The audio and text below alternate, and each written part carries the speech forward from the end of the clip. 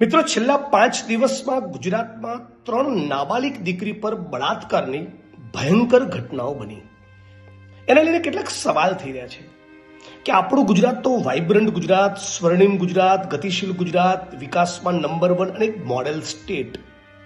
તો આ મોડેલ સ્ટેટની જનતા, આ મોડેલ સ્ટેટના પુરુષોમાં આવું વિકૃત માનસ કઈ રીતે પેદા થયું કે 6 વર્ષની 8 વર્ષની દીકરીઓ પર બળાત્કાર કરી એના ગુપ્તાંગોમાં સળિયા ઘુસેડી દે છે. આ એક ગુજરાતી તરીકે આપણે સવાલ પૂછવો કે નહીં?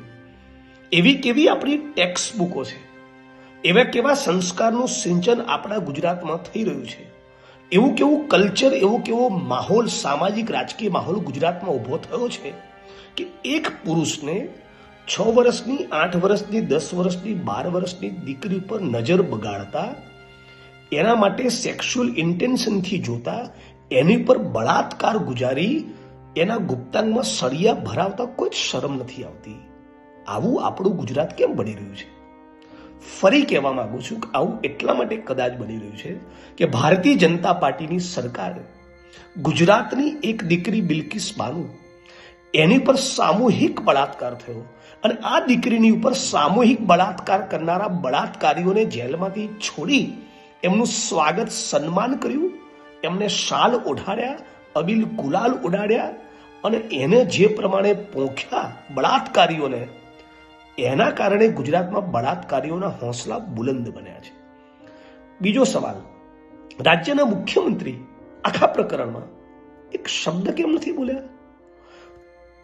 ટીએમસીની સરકાર છે વેસ્ટ બેંગોલમાં, ત્યાં થોડાક દિવસમાં ચૂંટણી આવવાની છે. મમતા બેનર્જીને ભારતીય જનતા પાર્ટી પાડી દેવા માંગે છે. એટલા માટે ટીએમસીની સરકારવાળા વેસ્ટ બેંગોલમાં એક મેડિકલ સ્ટુડન્ટ પર બળાત્કાર થયો. થોડાક દિવસ પહેલા તમને યાદ હશે, એ વખતે ભૂપેન્દ્રભાઈ ટ્વીટ કર્યા, મીડિયામાં સ્ટેટમેન્ટ આપ્યા. એટલું જ નહીં, આખા ગુજરાતમાં નરેન્દ્રભાઈ અને અમિત શાહના કહેવાથી આખા ગુજરાતમાં પશ્ચિમ બંગાળની દીકરી રેપ પીડિતાના સમર્થનમાં મીણબત્તીઓ લઈને બધા નીકળી પડ્યા, બધા કાર્યક્રમો આપ્યા. આપવા જોઈએ. પણ આ ગુજરાતની અંદર, આપણા ગુજરાતમાં, તમારા શાસનમાં, તમારી સરકારમાં છેલ્લા 5 દિવસમાં 3 નાબાલિગ દીકરીઓ પર બળાત્કાર થયા. મુખ્યમંત્રી સાહેબ, ત્યારે તમે કેમ મીણબત્તી લઈને નથી ઊભા? ત્યારે તમે કેમ ભારતીય જનતા પાર્ટીને નહીં કીધું કે આખા ગુજરાતની અંદર આ 3 દીકરીઓને ન્યાય મળે, એના માટે તમે પ્રોટેસ્ટના કાર્યક્રમ પ્લાન કરો? સવાલ નંબર 3, આપણા ગુજરાતની અંદર આ સરકાર જેટલી પણ બળાત્કારની ઘટનાઓ બની, જેટલી પણ સેક્સ્યુઅલ હેરેસમેન્ટની ઘટનાઓ બની, એમાંથી કેટલા કેસમાં કન્વિક્શન આવ્યું, કેટલા કેસમાં ટ્રાયલ પૂરી થઈ, એનો કોઈ આંકડો જાહેર જનતા સમક્ષ રજૂ કરવા માંગે છે? મને લાગે છે એક ગુજરાતી તરીકે આપણે બધાએ ડ્રગ્સની સાથોસાથ આ બેન દીકરીઓ પર થઈ રહેલા બળાત્કારના મુદ્દે પણ બુલંદ અવાજમાં બોલવું પડશે. બાકી ઇતિહાસ આપણને માફ નહીં કરે. ભૂપેન્દ્રભાઈ, દીકરીઓના બળાત્કારના મુદ્દે અને બરબાદ થઈ રહેલા યુવાનો, ડ્રગ્સમાં બરબાદ થઈ રહેલા યુવાનોના મુદ્દે તમારું મૌન, માફ કરજો, આખું ગુજરાત જોઈ રહ્યું છે.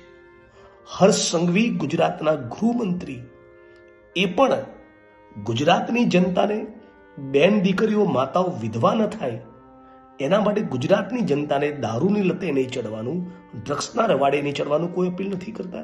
અને મુખ્યમંત્રી તરીકે તમે માનનીય ભૂપેન્દ્રભાઈ આ નાબાલિગ દીકરીઓ પર બળાત્કારના મુદ્દે પણ એક શબ્દ નથી બોલી રહ્યા. ગુજરાત તમને જોઈ રહ્યું છે.